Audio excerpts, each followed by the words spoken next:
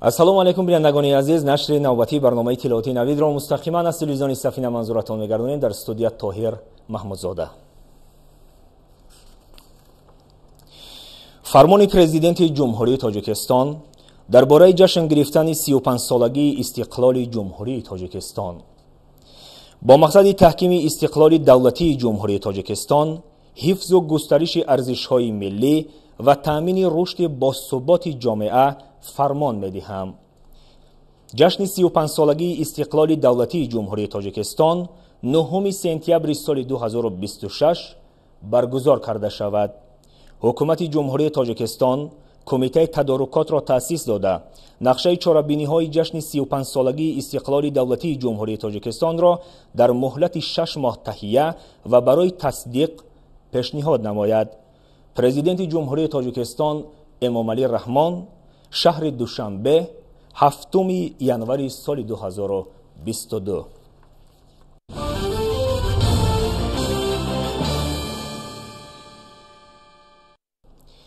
имрӯз суҳбати телефонии асосгузори сулҳу ваҳдати миллӣ, пешвои миллат, президенти ҷумҳурии Тоҷикистон муҳтарам Эмомалӣ Раҳмон бо сарвазири ҷумҳурии Арманистон, раиси шӯрои амнияти созмони аҳномаи амнияти дастаҷамъӣ муҳтарам Никол Пашинян доир гардид. дар ҷараёни суҳбат ду ҷониб оид ба раванди рушди вазъият дар ҷумҳурии Қазоқистон табодули афкор анҷом дода, ҷонибдории худро дар ростои талошҳои роҳбарияти кишвари дӯст ҷиҳати барқарор намудани сулҳу оромӣ таъкид намуданд. дар ин зимн ҷонибҳо ҷараёни татбиқи қарори созмони аҳномаи амнияти дастаҷамъиро дар бораи ирсоли ҳайати муттаҳидаи сулҳофари созмон ба Қазоқистон барои мусоидат ба ҳифзи тартиботи ҳуқуқӣ ва таъмини субот баррасӣ намуданд. ёдовар мешавем ки шуруъ аз рӯзи 2 январи соли равон дар аксар минтақаҳои ҷумҳурии Қазоқистон бетартибиҳои оммавӣ ба амал омаданд.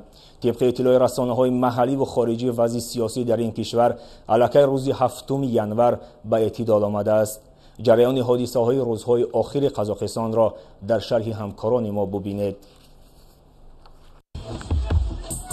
расонаҳои хабарӣ аз қавли мақомоти дахлдори давлатӣ аз ҷумла бо такя ба изҳороти фаврии президенти ҷумҳурии Қазоқистон Қосим-Жомарт Токаев дар иртибот ба таҳти назорат қарор гирифтани вазъияти сиёсӣ дар Қазоқистон шуруъ аз шоми 6 январ хабар медиҳанд. дар изҳороти худ роҳбари Қазоқистон аз ҳамраҳии аҳолии осоиштаи ин кишвар нисбат ба дастгирии ҳукумат дар самти муқобилият бо террористону экстремистҳои хориҷӣ изҳори миннатдорӣ кард ва дар ғафлат қарор доштани мақомоти салоҳиятдори давлатиро дар вобастагӣ ба ноогоҳӣ дар самти шаклгирии доираҳои террористӣ дар қаламрави Қазоқистон мавриди интиқод қарор дод.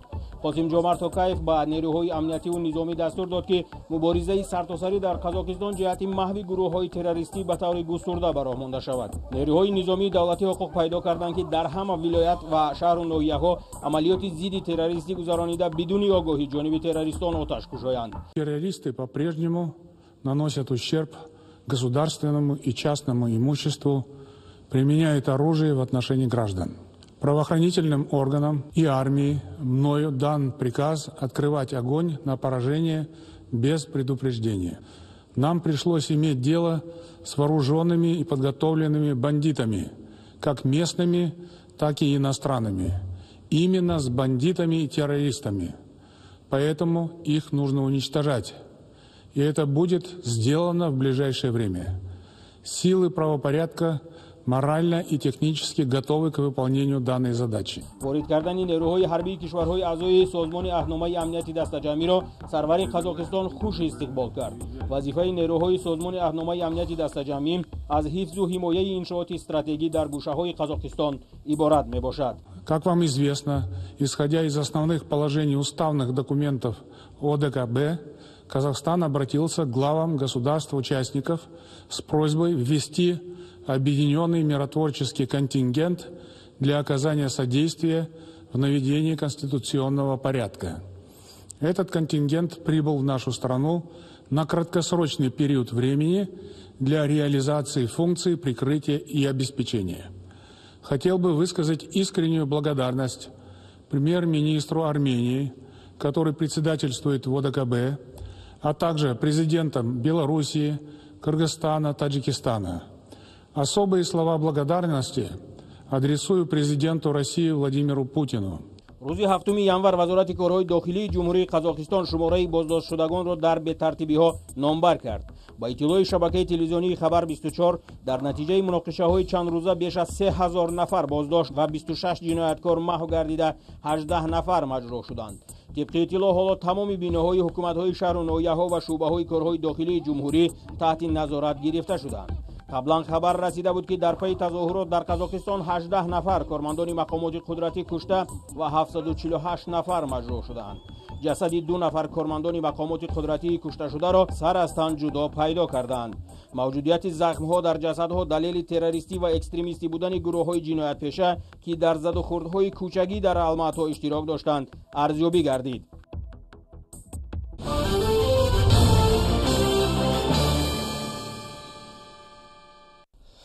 موافق دستور مجلس نمایندگان مجلس عالی جمهوری تاجیکستان تا 10 январи سال جاری در مملکت ملاقات وکیلان مجلس نمایندگان با انتخاب کنندگانشان جریان دارد. وکیلان پارلمان با انتخاب کنندگان پیام پرزیدنت جمهوری تاجیکستان به مجلس عالی مملکت را شرح و توضیح خواهند داد. تفصیلات در گزارش همکاران ما از ناحیه شمس‌الدین شاهین. در ناحیه بلندکوه شمس‌الدین شاهین وکیل مجلس نمایندگان عبدالله معراج با ساکنان فعال ناحیه اوید به نقطه‌های اساسی پیام پرزیدنت تاجیکستان ملاقات نمود. نخست رئیس ناحیه شمس‌الدین شاهین اوید به محتوای پیام سخنرانی نموده قید کرد که با ارائه عنعنوی پیام هر ساله سرور دولت و مجلس عالی سمت‌های اساسی سیاست داخلی و خارجی مملکت معین کرده می‌شود. اینچنین قید گردید که حکومت مملکت هدف‌های استراتژی ملی یعنی تامین نمودن استقلالیت انرژتیکی، آمدن از بنبست کمیونیکاسیونی، حفظ امنیت عضوقواری و دسترسی اهالی به غذای خوش‌صفت، صنعتی کنونی با سرعت مملکت و وسیع نمودن شغل پرمحصول را تدریجاً عملی کرده ایستاده است. سپس وکیل مجلس نمایندگان از ناحیه‌های شمس‌الدین شاهین، مومن‌آباد و خوالینگ به سخن برآمده قید نمود که سمت‌های اساسی که با مقصد برقرار ساختن نظام فلج شده اداره دولتی، آغاز نمودن روند برقرارسازی بعد جنگی، عملی گردانیدن دیگر گونسازی‌های ساختاری و منبع تامین نمودن گوناگون شکلی مالکیت، فراهم آوردن شرایط مساعد برای صاحبکاری و سرمایه‌گذاری، تشکل دادن نظام ملی بودجه و انداز و پولی و قرضی، رشد ساحه‌های واقعی اقتصاد و انکشاف بخش اجتماعی بسیار تدبیرهای ثمره‌بخش عملی کرده شدند. در ادامه همایش برآمدکنندگان قید نمودند که در زمان استقلالیت دولتی جمهوری تاجیکستان 11500 نفر دختران از ناحیه‌های دوردست کوهستان مؤسسه‌های تحصیلات عالی کسبی کشور را با کوتای پرزیدنتی ختم کردند. قسمت زیادی ختم کنندگان از حساب کوتای پرزیدنتی عین زمان در ناحیه‌های گوناگون کشور در سمت‌های خواجگی خلق مملکت کار فعالیت خود را بر اعلی ادامه داده ایستادند که این از فیض و برکت استقلالیت دولتی و دستگیری‌های همیشگی پیشوای معظم ملت محترم امامعلی رحمان درک می‌دهد.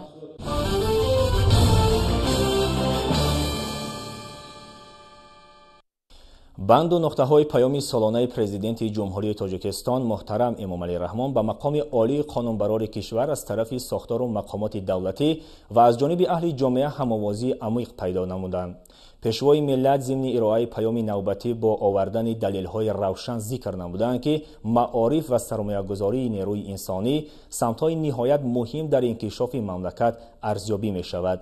سرور دولت به صفت تحصیل در تمام نظام معارف مملکت توجه مخصوص ظاهر نموده تاکید داشتند که این روند شروع از باغچه کودکان تا مکاتب عالی کشور تقویت بخشیده شود. راجع به همین بند پیام پرزیدنت جمهوری تاجیکستان به مجلس عالی شرح همکاران ما از ناحیه تاجیک‌آباد آماده شده است. پیام نوبتی پرزیدنت جمهوری تاجیکستان محترم امامعلی رحمان با مجلس عالی جمهوری تاجیکستان ارائه گردید از طرف ساکنان ناحیه تاجیک‌آباد هم‌آوازی گرم و جوشان پیدا نموده ایستاده است. یک نکته بسیار حکیمانه را بیان فرمودند که بنیاد ملت از معارف آغاز می‌یابد. این معنای اون رو می‌دهد که برای یک ملت معارف اصل است. یعنی یک ملت را می‌تواند تنها معارف به قله‌های رشد و شکوفایی رساند. با دستور پیشوای معظم ملت در نزد تمام فاکولته‌ها، دانشگاه‌ها، دانشکده‌ها، در نزد تمام فاکولته‌ها دستور شد که آموزش زبان‌های خارجی مخصوصا زبان انگلیسی و روسی به راه مانده شود. چنانکه پیشوای معظم ملت بیان فرمودند، تاجیکستان عزیز ما با کشورهای زیاد خارجی رابطه‌های دیپلماتی دارد و دانستن زبان خارجی برای ما امکان می‌دهد که رابطه‌ها در سطح بلند به راه مانده شوند. همچنین در این مورد دستور داده شد به وزارت معارف و علم جمهوری تاجیکستان که سطح و صفت تحصیلات در تمام مؤسسه‌های تعلیمی حدود کشور بلند برداشته شود و چنانکه ما می‌دانیم پیشوای ملت چندین بار در پیام‌های سالانه خود از صفت پست تحصیلات اظهار نگرانی کرده بودند. برای بلند برداشتن سطح و صفت تحصیلات در مؤسسه‌های تعلیمی تمام زینه‌ها برای ما آموزگاران ورزیده لازم است، کادرهای اختصاصمند تا بتوانند خوانندگان را با دانش‌های معاصر زمانوی مسلح کنند. اهل معارفچون نوحیه پیام نوبتی سرور دولت را تماشا نموده آن را همچون دستور راهنما برای امروز و فردا درخشان تاجیکستان عزیز قبول کرده بهر در عمل تطبیق نمودن این سند مهم تمام سعی کوشش خود را روانه می‌سازند.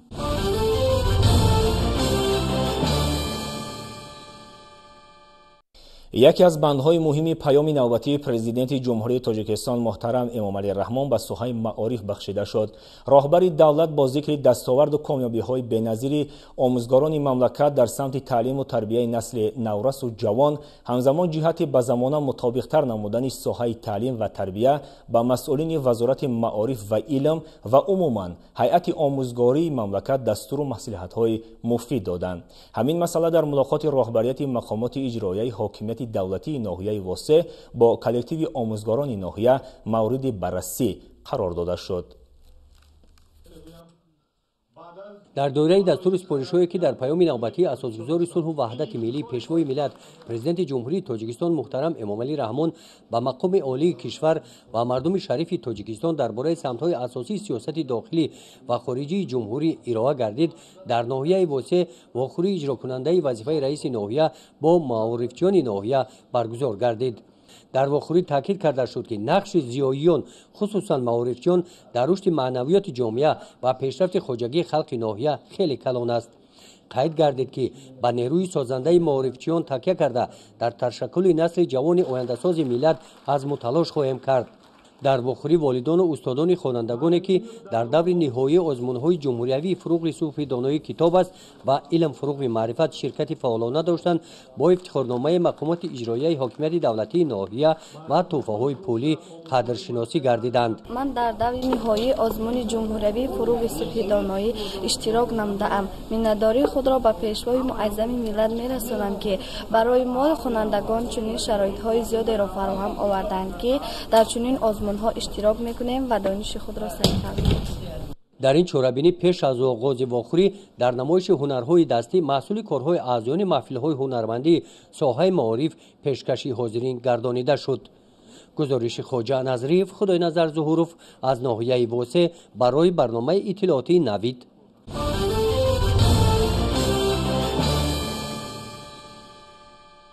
در جلسه هیئت مشاوره پروکراتورای ولایت ختلان از فعالیت یک ساله این نهاد نتیجه گیری کرده شد. ذکر رفت که فعالیت مقامات طی سال گذشته در سمت تفتیش پرونده ها رو به افزایش نهاده. در این دوره پیشبرد 1309 پرونده جنایتی به آخر رسید. ادامه موضوع در گزارش همکارانمان. نخست اوید به جنبستی فعالیت پروکراتورای ولایت ختلان در دوره سال 2021 اخبارات پروکرور ولایت شنیده شد. موصوف از فعالیت مقامات پروکراتور در دوره حساباتی اظهار قناعتمندی نموده، اوید به وضع جنایتکاری و سطح بررسی پرونده ها از جانب پروکروران شهر و ناحیه‌های ولایت ختلان اطلاع داد. بعدا پروکرور ولایت ختلان اوید به معین نمودن وظیفه‌های من بعد کارمندان مقامات در سمت تامین ولایت قانون، تحکیم قانونیت در جامعه باز هم بهتر جاری نمودن ترتیبات حقوقی ابراز اندیشه نمود. ذکر رفت که طبق نتیجه گیری ها از فعالیت مقامات پروکراتورای ولایت ختلان معلوم می‌گردد که در این دوره سطح جنایتکاری نسبت به سال گذشته 94 عدد افزایش یافته است. کشاده‌شوی جنایت‌های در قید پنهان داشته نیز از طرف مقامات پروکراتور زیاد کشاده شده است. یعنی 309 عدد نسبت به 288 عدد سال گذشته. در نتیجه گذراندن سازش‌های پروکروری زیاده از 26400 عدد گفتن ممکن است که چاره‌های اعتنایی پروکوروری، امرها، اعتراضها، پیشنهادها قبول شده، پرونده‌های جنایتی نسبت به سال گذشته زیاد آغاز کرده شده است که فایز چاره‌های اعتنایی پروکوروری دیده شده نسبت به سال گذشته 4600 یا 20.5% زیادتر را تشکیل می‌نمایند که نیز از کار سرجبهه مقامات پروکراتورای ولایت ختلان درک می‌دهد. با اطلاع پروکورور ولایت ختلان در سال جاری فعالیت مقامات در سمت تفتیش پرونده ها رو به افزایش نهاده، در این دوره پیشبرد 1309 پرونده های جنایتی به آخر رسانیده شده. از این شماره 1185 پرونده با تصدیق فکری عیبداری به سود ارسال کرده شده است که نسبت به همین دوره سالی گذشته 116 پرونده زیاد می باشد. برقرارشوی ضررها در این دوره زیاده از 262 میلیون را تشکیل می‌دهد که نسبت به سال گذشته که 210.9 میلیون را تشکیل می‌دهد اندر قریب 50 میلیون سومانی زیادتر است. همچنین ضرری که برگردانیده شده است و مبلغ‌های ضرر به بودجه نسبت به سال گذشته خیلی زیادند. همزمان سطح صفتی بررسی پرونده ها و فعالیت کارمندان مقامات های مذکور در سمت نظارت از روی اجرای قانون ها در همه سمت ها بهتر و خوبتر گردیده، در ترغیب و تشویق صحبت و واخوری های فهماندهی اهالی عاید بر رعایت قانون ها و ترتیبات جمعیتی نسبت به همین دوره سالی گذشته بهتر و خوبتر به راه مانده شده است. گزارش شعلای احمد خان موسی نور محمد برای برنامه اطلاعاتی نوید از شهر باختر.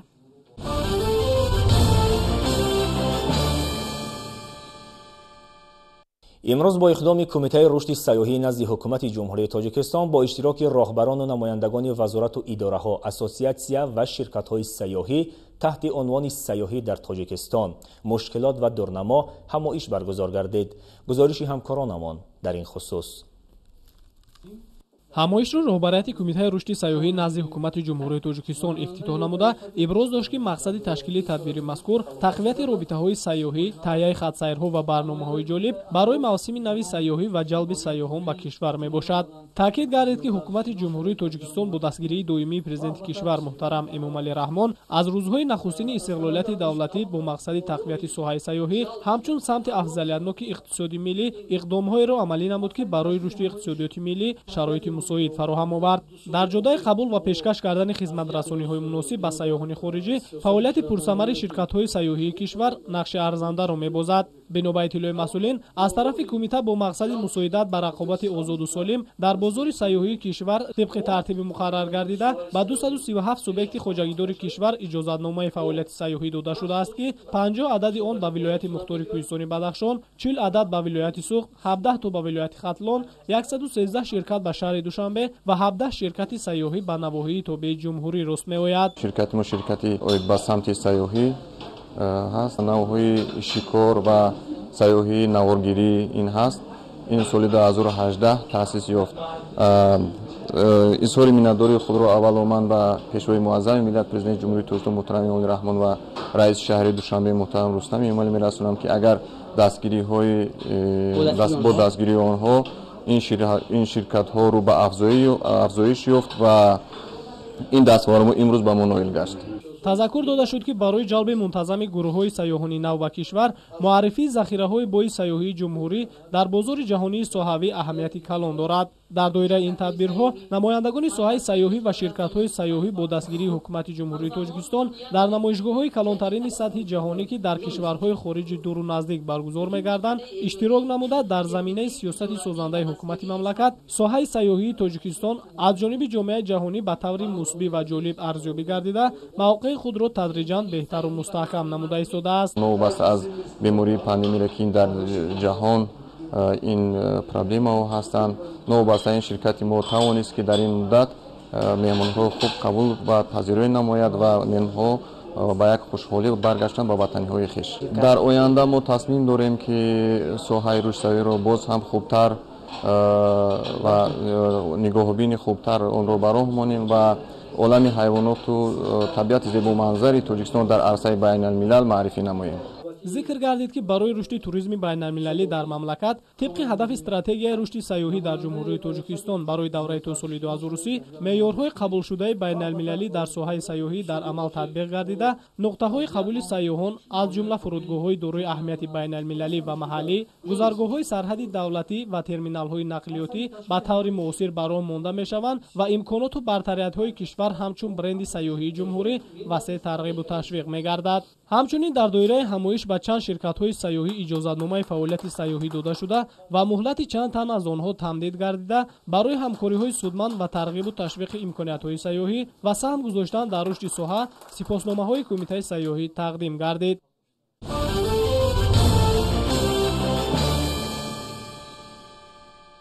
дар партави паёми навбатии пешвои миллат ба Маҷлиси Олии Ҷумҳурии Тоҷикистон ва яке аз ҳадафҳои стратегии кишвар расидан ба истиқлолияти энергетикӣ дар Осорхонаи Миллии Тоҷикистон намоиш таҳти унвони инъикоси сохтмони нерӯгоҳҳои ҷумҳурӣ дар асарҳои рассомони Тоҷикистон ифтитоҳ гардид. намоиш таҳти унвони инъикоси сохтмони нерӯгоҳҳои ҷумҳурӣ дар асарҳои рассомони Тоҷикистонро директори Осорхонаи Миллии Тоҷикистон Аҳлиддин Ибодуллозода ифтитоҳ бахшида зикр намуд ки нерӯи асосии энергетикаи Тоҷикистонро нерӯгоҳҳои барқии обӣ истеҳсол мекунанд. тавре гуфта шуд истифодабарии нерӯгоҳҳои энергетикӣ дар кишвар аз солҳои 20 асри 20 оғоз мегардад.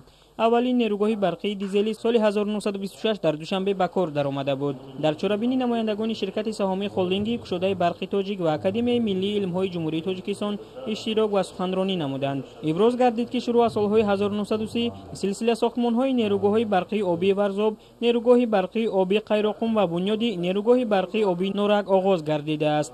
сохтмони нерӯгоҳҳо дар замони истиқлолияти Тоҷикистон авҷи тоза касб карда давоми 30 соли соҳиби истиқлолӣ бо мақсади расидан ба истиқлолияти энергетикӣ ва истифодабарии самарабахши нерӯи барқ 287 нерӯгоҳи барқии обии хурду бузург, 1500 километр хатҳои интиқоли барқи баландшиддат, 50 зеристгоҳи баландшиддати барқи бунёду таҷдид ва дар маҷмӯъ 75% инфраструктураи энергетикии кишвар аз навсозӣ гардид.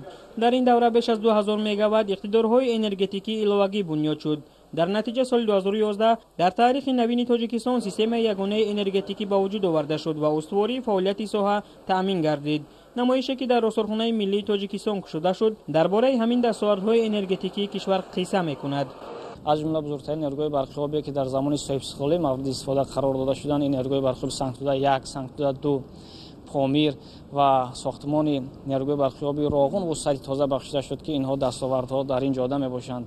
ва дар гӯшаи аз намоиши мо 2 адад сиккаи нуқрагии 100 сомона пешниҳод шудааст ки тавассути ин сиккаҳо бо эътимодии кори агрегати якум ва дуюм нерӯгоҳи барқиоби Роғун аз ҷониби пешвои муаззами миллат муҳтарам Алӣ Раҳмон яъне санҷида шуд ва ин сиккаҳои нодири таърихӣ имрӯз дар Осорхонаи Миллии Тоҷикистон ҳифз мешавад ва дар намоиши мазкур низ ба намоиш бароварда шудаанд. дар намоиш аз фонди Осорхонаи Миллии Тоҷикистон 32 адад беҳтарин мусаввараҳои рассомони машҳури тоҷик бо номҳои нерӯгоҳи барқии обии Норак, Норак, сохтмони нерӯгоҳи Қайроқум, оғози сохтмони Роғун, Норак сохта мешавад, баҳри Норак ва нерӯгоҳи барқии обии Варзоб ба маърази тамошо гузошта шудаанд. ҳамзамон дар намоиш асари рассоми маъруфи тоҷик бо номи Симои Турсун Улҷабоев ки яке аз бунёдгузорони нерӯгоҳи барқии обии Норак мебошад ба маърази тамошо гузошта шудааст. намоиши инъикоси сохтмони нерӯгоҳҳои ҷумҳурӣ дар асарҳои рассомони Тоҷикистон дар Осорхонаи Миллӣ то 20 январ идома меёбад.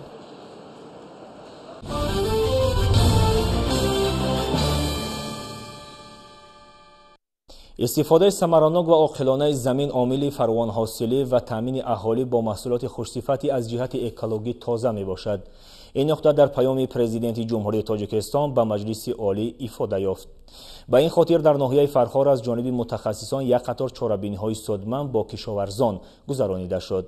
ҷузъиёти бештари мавзӯъ дар матлаби навбатии барнома.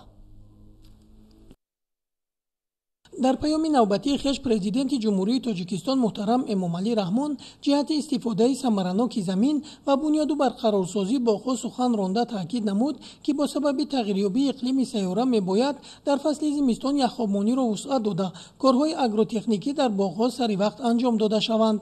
ба ин мақсад дар ноҳияи Фархор мутахассисони соҳа дар ҷамоатҳои деҳот ба боғдорон тарзи ба шаклдарории дарахтон, коркарди дарахтон бо маҳлулҳои кимиёвӣ барои пешгирӣ аз пайдоиш ва фаншавӣ ҳашароти зараррасон ва қоидаҳои агротехникиро меомӯзанд. Ба иттилои раёсати кишоварзӣ дар ноҳия дар майдони 1869 гектар боғ ва 3 гектар тогзор мавҷуд мебошад ки ҳамасола деҳқонон аз он ҳосили фаровон ба даст меоранд. боғпарварон дар ин мавсим барои пешгирӣ аз сабзиши бармаҳалли дарахтон ва захираи бештари намӣ дар боғҳо ва заминҳои кишт яхобмониро ба роҳ мондаанд. ҳамзамон бо истифода аз техникаҳои хоҷагии қишлоқ шудгори босифат ва кишти картошкаро идома дода истодаанд. дар ноҳияи Фархор тибқи нақшаи дурнамо мебояд дар ҳамаи шаклҳои хоҷагидорӣ дар майдони 110 гектар замин кишти картошка гузаронида шавад ва то имрӯз дар майдони беш аз 70 гектар бо истифода аз тухмиҳои хушсифати ба шароити иқлими минтақа мутобиқ кишти картошка гузаронида шудааст. ҳоло дар ҷамоатҳои деҳоти деҳқонобод, хуросон ва зафар кишти картошкаи барвақтӣ дар марҳилаи анҷомёбӣ қарор доранд. дар ҷамоати деҳоти деҳқонобод мувофиқи дурномот бояд ки зиёда аз 30 гектар замин кишти картошка гузаронида шавад. мо ният дорем ки имсол майдони кишти картошкаро зиёд намоем. дар ҳама ташкилоту муассисаҳои ҳудуди ҷамоат кишти картошка рафта истодааст.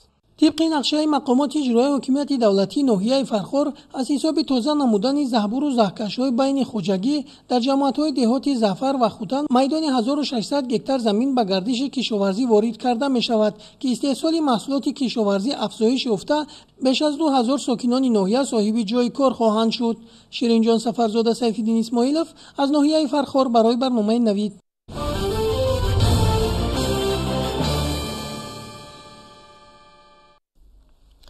طور معلوم است سال 2021 که برای مردم شریف تاجیکستان سال جشن 30 سالگی استقلالیت دولتی جمهوری تاجیکستان بود، در مملکت 3 آزمون سطح جمهوریوی گذرانیده شد. مجموعاً در آزمون‌های تاجیکستان وطن عزیز من فروغ صبح دانایی کتاب است و آزمون علم فروغ معرفت صدها هزار نفر اشتراک نمودند. این به آن معناست همه قشرهای جامعه سیاست سازندگی راهبریت دولت و حکومت مملکت را همه‌جانبه دستگیری میکنند و تلاش مینمایند که با علم و دانش و هنر و مهارت انفرادی سهم مناسب خود را در پیشرفت بخش‌های گوناگون حیات جمعیتی گذارند. در مکتب صنعت شهر ترسانزاده مراسم قدرشناسی اشتراکچیان آزمون‌های جمهوریوی برگزار گردید. бинои нави муассисаи давлатии мактаби кӯдаконаи санъати шаҳри турсунзода дар асоси раҳнамоиҳои ҳамешагии сарвари фарҳангпарвари мамлакат муҳтарам эмомалӣ раҳмон ба истиқболи ҷашни 30 солагии истиқлолияти давлатии ҷумҳурии тоҷикистон ва дар доираи солҳои рушди деҳот, сайёҳӣ ва ҳунарҳои мардумӣ бунёд карда шудааст. бинои нави сеошёнаи иншооти фарҳангию маърифатӣ дар шаҳри турсунзода аз 15 синфхонаи муҷаҳҳаз бо лавозимотҳои хониш аз ҷумла рассомӣ, фортепиано, рубобҳои гуногун, дутор, карнай, доира, овозхонии эстрадию шашмақом, хореографӣ, толори хурди консертӣ, китобхона ва 3 утоқи маъмурият иборат мебошад. дар мактаби кӯдаконаи санъати шаҳри турсунзода барои омӯзиши нозугиҳои гуногуни санъат ба 220 ҳунаромӯз 25 нафар омӯзгори бо таҷриба ба фаъолият ҷалб гардидааст. аз хурдӣ ман ин асбобро ёд гирифтанро орзу доштам ва дар ин ҷо ба мо муаллимаҳои бо таҷриба дарс медиҳанд ва ман то ҳамин вақт ҳама нозукиҳои асбоби дуторро ёд гирифтам. ман дар озмуни тоҷикистон ватани азизи ман иштирок кардам ва то даври минтақавӣ рафтам ва ман боз кӯшиш мекунам ки боз ба дигар озмунҳо ҳам иштирок карда ҷойҳои сазовонро ишғол намоям. муассисаи давлатии мактаби кӯдаконаи санъати шаҳри турсунзода соли 1961 таъсис ёфта дар солҳои соҳибистиқлолии кишвар бо таваҷҷӯҳу дастгириҳои ҳамешагии пешвои миллат муҳтарам эмомалӣ раҳмон шароити ҳунаромӯзии наврасон дар он ба талаботи замон мувофиқ карда шудааст. роҳбари муассиса иброз медорад ки назар ба солҳои гузашта имсол кӯдакону наврасон зиёдтар ба азхудкунии касб фаро гирифта шудаанд. дар озмуни ҷумъавие ки аз тарафи асосгузори сулҳу ваҳдати миллӣ пешвои миллат муҳтарам эмомалӣ раҳмон дастгирӣ гардидааст, тоҷикистон ватани азизи ман зиёда аз 12 нафар дар даври аввал ва баъдан 2 ансамбли калоне ки аз тарафи омӯзгорон ташкил шудааст, ансамбли доиранавозон ва ансамбли дуторнавозон ба даври дуввум ва севум роҳхат ёфта сазовори диплом гаштаанд ва аз тарафи шӯъбаи рассомӣ бошад, санъати тасвирӣ 3 нафар шогирди муассиса соҳиби диплом ва як омӯзгор соҳиби сипоснома шуд. омӯзгоронро бо сипоснома ва тӯҳфаҳо қадрдонӣ намуданд. масъулони муассиса ҷиҳати тарбияи насли наврас дар рӯҳияи ватандӯстӣ ва арҷгузорӣ ба фарҳанги пурғановату оламшумули миллӣ кӯшишу ғайрат менамоянд.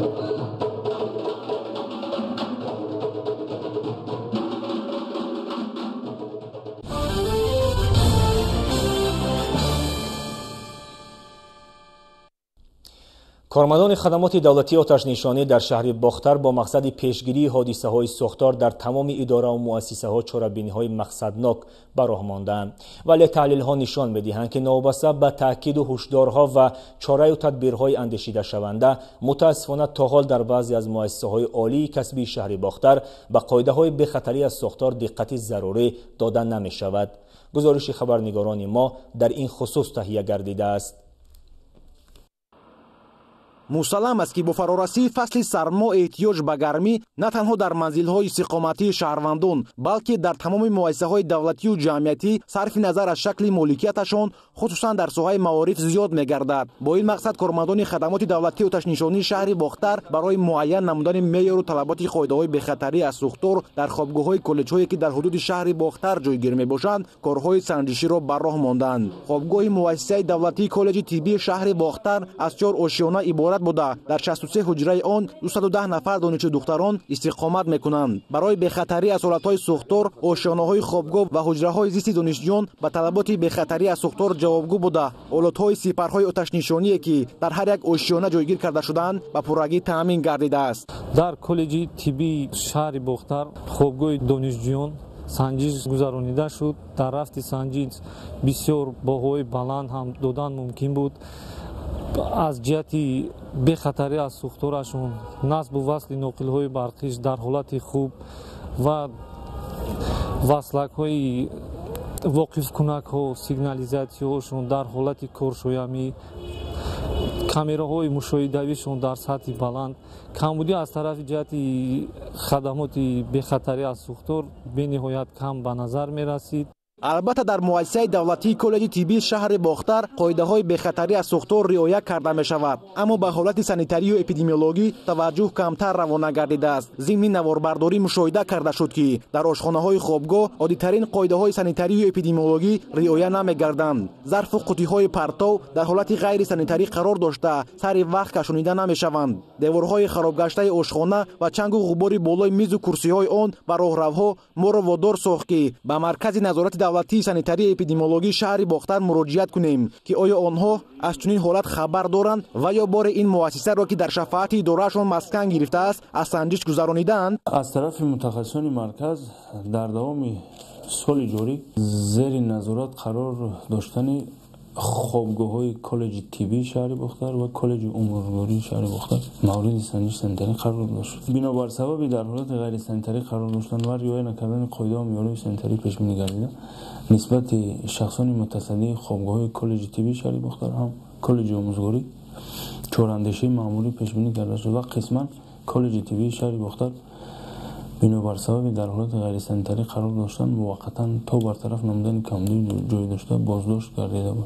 برای معین نمودن معیار و طلبات قاعده‌های بخطری از سوختار و حالت سانیتاری و اپیدمیولوژی ما از خوابگاه دانشجویان کالج آموزگاری شهر باختر نیز دیدن کردیم. ضمن سنجش معین کرده شد که در این خوابگاه عادی‌ترین طلبات قاعده‌های بخطری از سوختار رعایت کرده نمی‌شوند. از جمله ناقل‌های برقی اوریان و آویزان را در هر یک راهرو و حجره می‌توان واخورد. چنین بی‌اعتنایی احتمال به عمل آمدن سوختار و تهدید به حیات و سلامتی دانشجویان را در پی دارد. تشویش‌آور آن است که در چنین مؤسسه صدموی آلات‌های سپری آتش‌نشانی و پررگی تامین نگردیده است. همزمان در بعضی حجره‌ها تا هنوز از فروزانک‌های تفسون فراوان استفاده برده می‌شود که چنین عمل از معیار زیاد مصرف شدن نیروی برق می‌گردد. مشاهده‌های ما نشان داد که در این شب و روز سردی فصل زمستان در هیچ یک حجره خوابگاه پیچ‌های گرمی‌دهنده وجود نداشت. با قول دانشجویان تا به امروز مأموریت خوابگاه با آنها چنین گرم‌کنک‌ها را تقسیم نکرده است. این چنین در آشخانه برای آماده نمودن خوراک دانشجویان از هر گونه اسباب و تجهیزات برقی برقی صدموی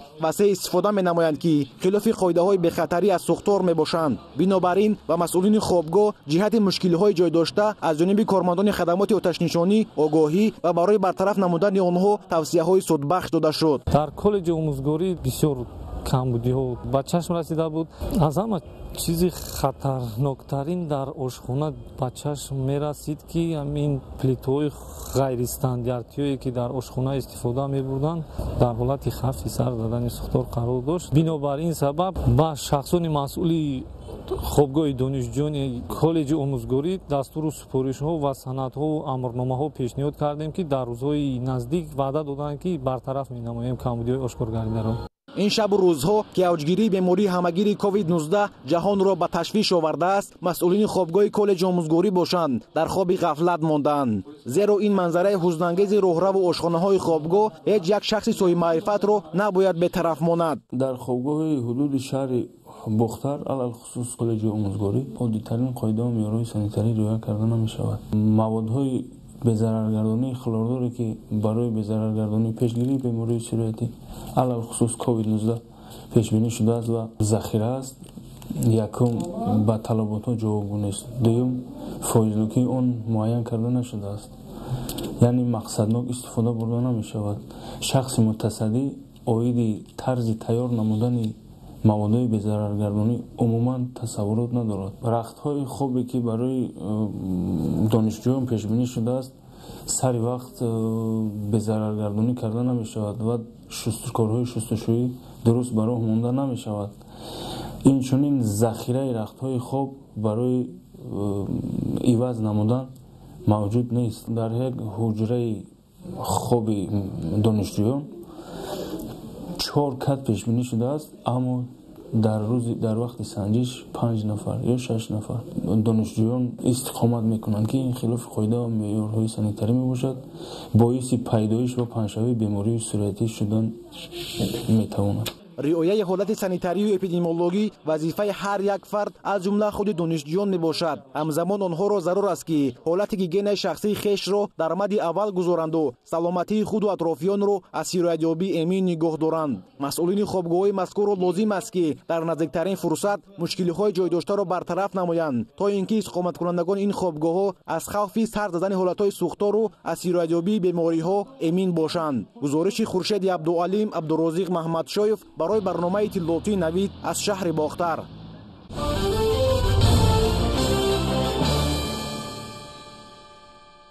پایتخت ژاپن شهر توکیو را برخیزی شدید فرا گرفته است.